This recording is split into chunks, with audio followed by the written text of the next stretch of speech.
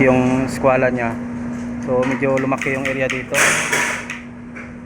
Lumaki area rito. Pero nung chinik natin doon, parehas naman yung sukat. So may partition dyan. I-adjust na lang natin siguro yung sa may kitchen area para medyo lumuwag. Hindi naman kasi mahala tayo na pumasok yung partition, kasi kung 10 cm lang kasi yung kapal nung natin, yung wall. Eh dito kasi pagaling 10 cm na siya, area na to. Sa 10 cm na siya. So pagdating doon bumuka siya. So ang gagawin natin yan, yung area na to na may partition, ipapasok natin yung wall natin. Ayan. So nagpe-prepare na sila nung halo. Ang gagawin dito, kasi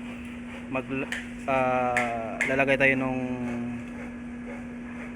metal studs saka partition niya. So kailangan pantay. Ayan. Dito sa flooring nung mall.